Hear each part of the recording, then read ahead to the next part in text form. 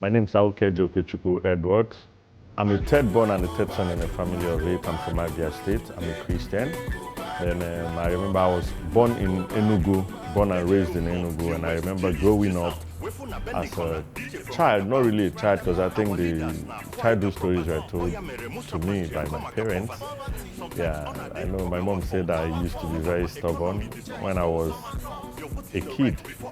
Then while growing up, I became the quiet person and maybe trying to study environment, know what's wrong and what's right, my left from my right. And there's nothing much to say, but I grew up like every other person.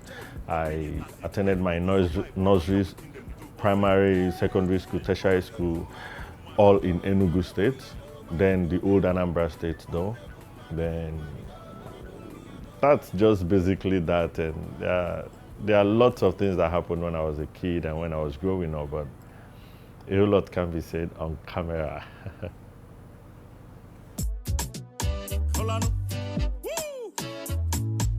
Mr.Raw.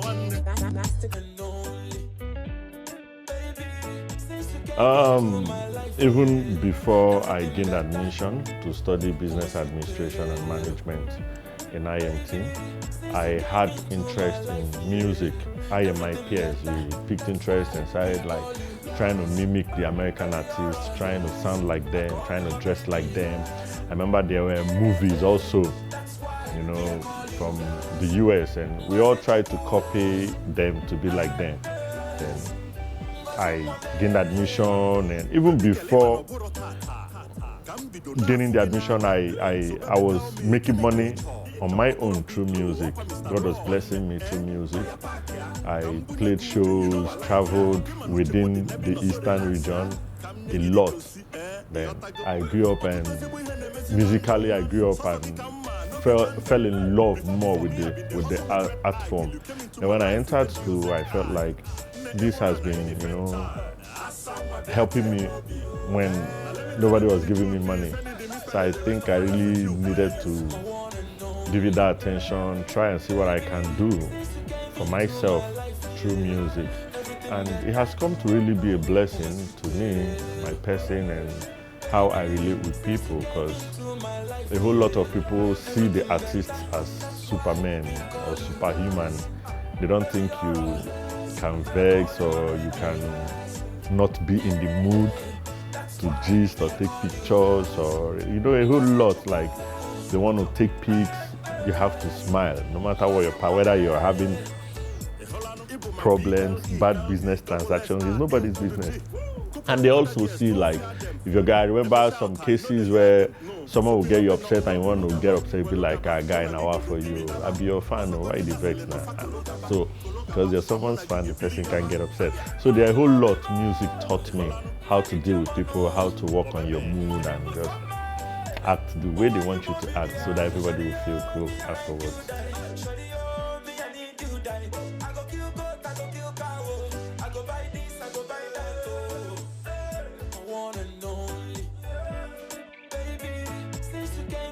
My life, yeah. Everything better. Oh, my sweet potato.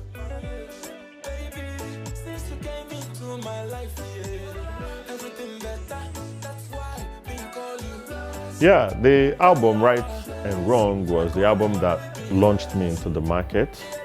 It was an album made up of songs I took a whole lot of time trying to get together, put together, because back then it was just playing live shows. So I remember being part of some competitions which I excelled in. I did incredibly well, I now felt, well, if you can achieve all this, why not put out an album and allow people to feel what you have on the inside? So I started building up that album stuff, and it worked for me because the challenges were terrible though, because I remember at some point I wanted to record. I had an idea of what I wanted to record, but I didn't have money to record it. But I had a keyboard I won from one of the competitions I was part of.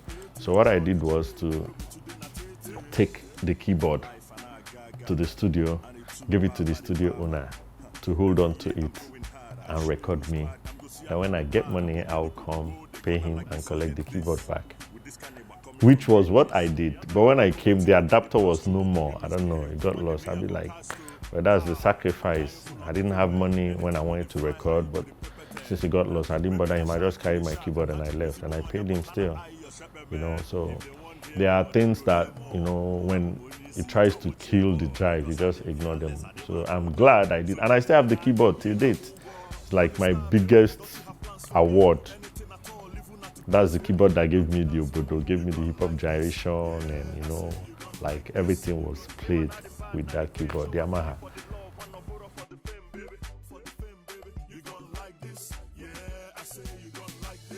I remember that my first song I wrote was in 1992, and it was the instrumental of Naughty by Nature's Everything's Gonna Be Alright that I used in writing that. And I dropped a lot of flows that I can't even think of any now, because it will sound so somehow, and I can't even remember the lines. I know, so I won't like to start doing. Maybe when it comes I'll flow, but that's some years now. Like no, that's some years. It's really been a while.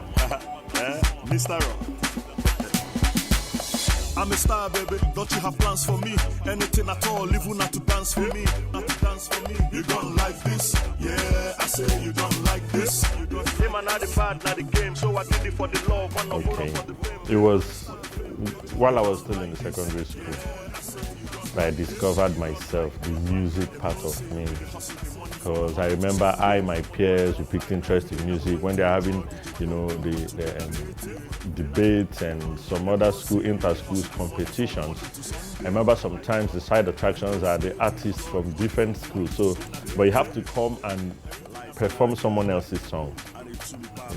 So that was when I picked interest. We started seeing some foreign magazines, trying to dress like them. We started, watching movies.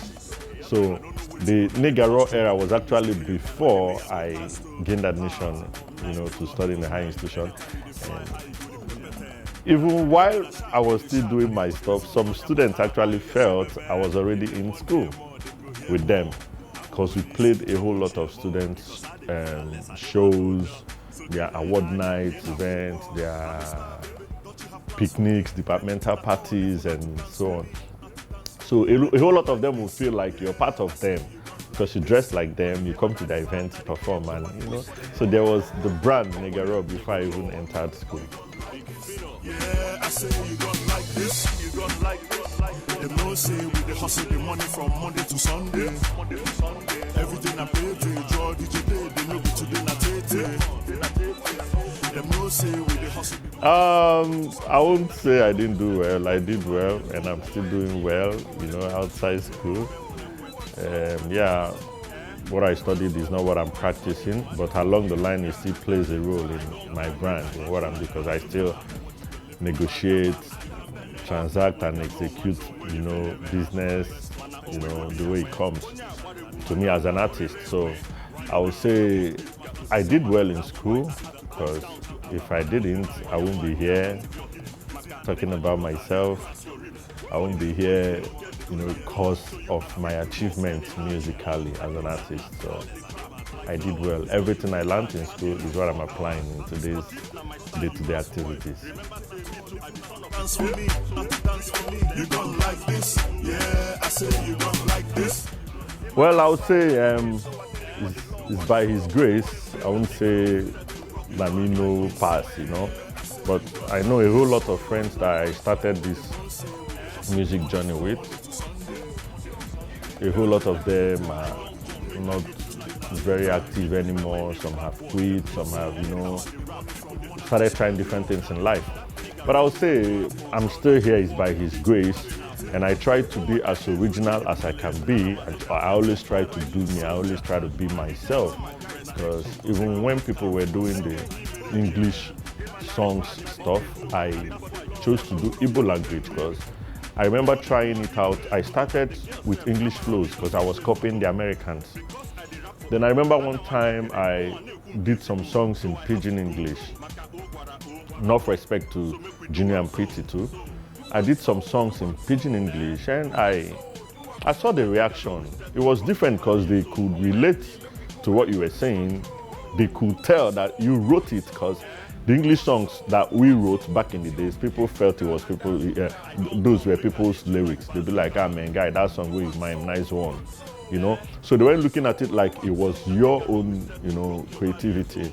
So I remember doing Pidgin songs then in school, and people were like, listen at this guy write this song. The respect grew, you understand? Then at some point, I felt like if they are feeling the Pidgin flows, because the shows also increased, more people wanted me to come perform at their school events. I felt like if these people are appreciating me more because of the Pidgin flows, maybe if I add Igbo flows in my work, which I tried and it worked. The response was awesome. It was amazing. Like, you could tell, like, all those my Igbo brothers and sisters don't carry the matter for head, they shout, you know, they always want more and all that anytime I'm performing. So I felt like, okay, this actually is working. So why not do more of Igbo flows, lesser Pidgin English? Because then Junior and Pretty, that started before me, they were doing more of Pidgin flows, you know, Monica Don't Kill Me and Bolanle and some other songs. So I felt like, let me just concentrate on this Igbo language and keep doing my songs in Igbo language. And it worked for me a whole lot.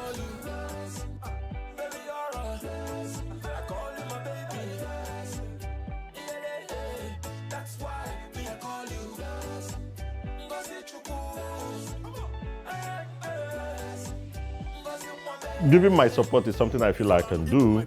You know, I still do it to date. If I have a platform to help people showcase their talent, it will stop me from it won't take anything away from me. So I remember back then when, like, I was super big, and in the eyes of the Igbos, a whole lot of younger ones came and they needed help. They needed my assistance, support, my voice on their songs, and I did it for them. I didn't even bother. Even I did a whole lot for people I did not even meet one-on-one.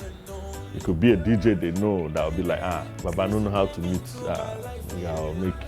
I won't feature him for song. Sometimes people I know will come to me and I'll listen to this stuff. If I like it, I'll vibe to it. If I don't, I'll tell him, man, I know they feel this thing. You understand? So I know a lot of younger ones, our paths crossed. And I was always there to give them the listening ear. So if I'm not feeling whatever was happening, I will still advise, I will still suggest and, you know, do what I can as an elder one to them. And it has come to pay off, because a whole lot of them still appreciate the fact that, you know, I did what I could with what I had for them.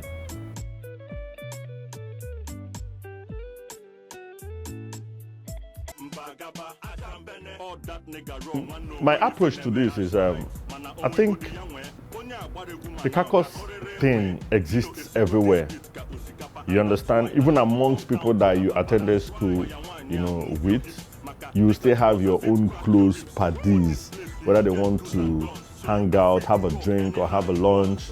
They have few people that they would prefer to roll with. That's life for you. But when it comes to the music industry, I think a whole lot of people try to come to Lagos because they believe when you come to Lagos, you make it. And I believe so too, because they have the media. If for example, the media is strong in the East, they will carry your story to the West, to the North. But you have to come to Lagos for the rest of the people in the country, in Nigeria, to hear you. If you're number one artist in Lagos, you're practically number one artist in Nigeria. If you're number one artist in Kaduna, you're number one artist in Kaduna. So the media also plays a major role in people migrating to Lagos, trying to launch their careers and all that. I've been to different cities and I've seen different amazing artists, but you don't get to hear of them. Now that we are now that the internet age is here, yeah, people can sit at their homes and log on and read about or search, and they will even give you like some other results relating to what you searched about. Or before, when they had more of the print media, people read more of newspapers. How many people will come and you're flipping through the newspaper and you're reading about one artist in Jigawa or one artist in Nasarawa?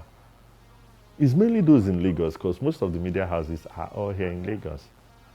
If I go to events, 5 different events, the rest assures I'll appear in the dailies, in the weekly papers or weekend papers, because all of them, they attend events here in Lagos. So it has affected the way artists see things. And it's like that in everywhere, even outside the country. Johannesburg is not the capital of South Africa. But that's like, if you talk about that country, you talk about Joburg. In America, New York City is like the bigger place. You know, everybody's talking about New York City, NYC, but that's not the capital of America. So I think it still has something to do. There must be a particular place things happen in a place, and people always migrate to that place to be heard or to be seen. Others, when I just slip past, it put exam, I don't mind, just name a week pass. To be your friends again, I'm more be player. Oh baby, come close, tell me what you want. Or what has again happen, Mr.Raw, give away, yeah. Man on the panel possible, hey, yeah. And this The weirdest was, it was in Sapele years back when when I was under Now Music management platform. We had a show called Rhythm Riot in Sapele. And a chick then came that she wanted an autograph signed on, well, I say, okay, on her chest. Yeah, she wanted an autograph signed on one of her boobs. And it was weird to me. That's what I think is the weirdest I've seen in the industry.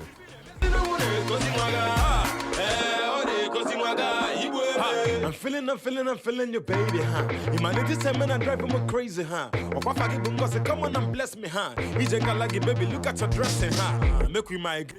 Well, my lowest moment was at some point around 2012. That was between 2011 and 2012. I took a break from music for personal reasons. It was really a low moment and I had to just do that to just cool off, rediscover myself and direction. And that was the time I dropped my last album. That's like close to 5 to 6 years running now. So that was my lowest moment, and my reasons were personal, purely personal. I mean, we all have challenges in life. So mine was personal. I don't need to make it public.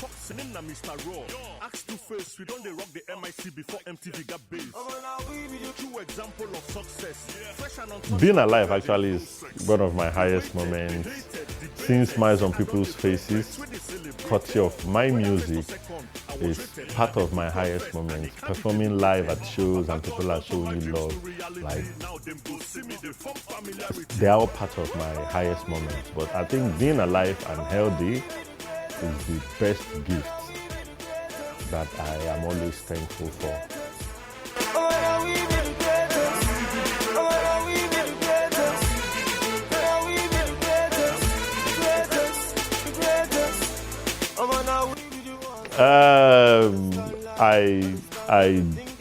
I'm a very playful person that laughs a lot. But when I vex here, cry. And they see us in the streets in the night, and they form familiarity.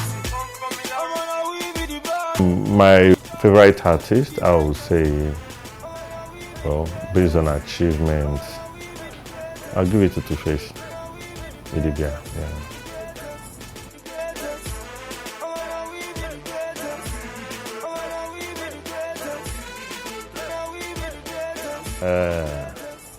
I've always been raw. Then the moment I decided to change my name was when it started affecting my business. Then when I get invites to come and perform outside the continent, I noticed that a lot of them, when they write their letters of invite, they always censor nigger because they don't want the consular general or the embassy people to look at it from that angle. And that was one.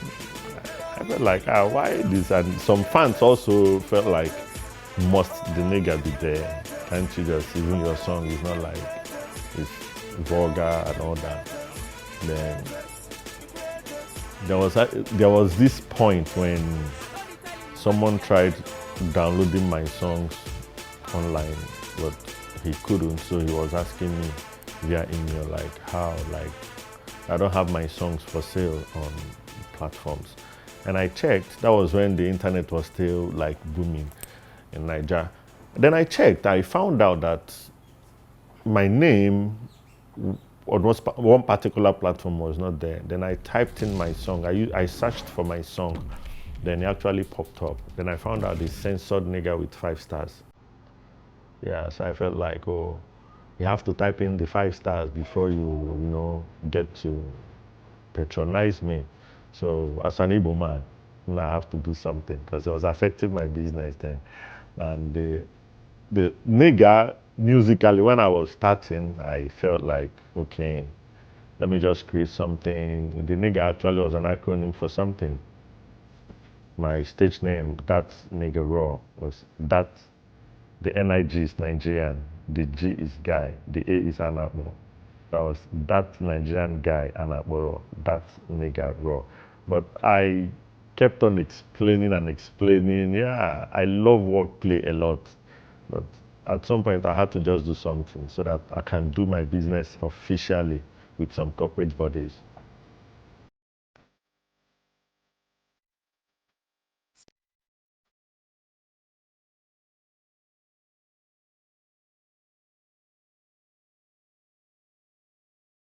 I have a different perspective to it. If you ask me, I will tell you, I don't think the newer generation are to be blamed. Number one being that when I started my journey as an artist, things were manually done. If you want your song played in radio station A, you have to go to radio station A. By going there, you'll know who the gate man is, you'll know who the receptionist is, the OAP, the owner personality on duty, and the DJs. You meet them and you build relationships. When you keep going to these places, they know you, you know them. Now, this generation, they don't need to go to any radio station. You record and you put it out on the internet. Even the radio stations goes online to look for materials. So it has made it like this was what they were born into. So you can't judge them by what they actually grew up knowing, that this is the way, this is how life is lived. Even now, you can even attest to it that a lot of people don't see the way they normally see, because you make a call and that's it. And even when they see, even the adults, they keep pressing their phone. Like you see 5 guys, 5 chicks, or whether they are clubbing or they are hanging out, everybody's pressing phone. So back in the days, if you drop a song, before the song will get to the northern part, you would have played a whole lot of shows in the west and the east. Then by the time the northerners will start feeling your song, they want you to perform, you go there. By the time they finish, the whole year if you don't pass, the upper year, and they want me to come Europe tour. Because that's when like things were moving slowly then. Things were slow at that time. But now, if you're dropping a song by 2 p.m. on Friday, somebody in Russia, in Indonesia, America, China is getting the song that same time you're dropping it. So it makes things move faster and the songs die faster. It's just very few. So a whole lot of these boys, they don't have that relationship because the internet already, the social media has already replaced the mentorship they're supposed to be getting from the older ones. You understand? Like the artists back in the days were either the former drummer of one big artist or the guitarist of one big artist. That's how they pass through like schooling. When they will now stand on their own, you will now know this is their godfather. I was under this man for so and so years. Now, if you're interested in music, you do it and everything. You don't even need, you can even tutor yourself online. You release your song. Tomorrow, somebody will come to tell you, yeah, I made your song big in my city. They look at the guy, they look at him like, say, internet made it big for me. If I didn't upload it, people won't get it to download. So it's different. The gap is much, but it's not really their fault. And that's why I believe.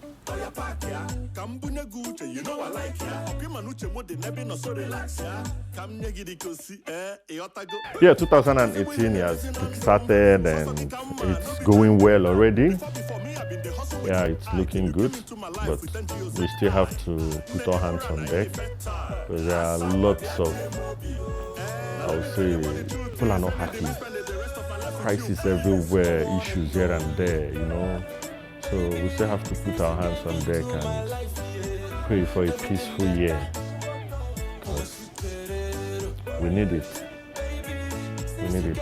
So, and a prosperous 2018 also. That's what we should pray for. But let it be very peaceful. All over the world, there's issues. People are quarreling. Countries, they quarrel because presidents are quarreling with other presidents and prime ministers. So we just need that peace.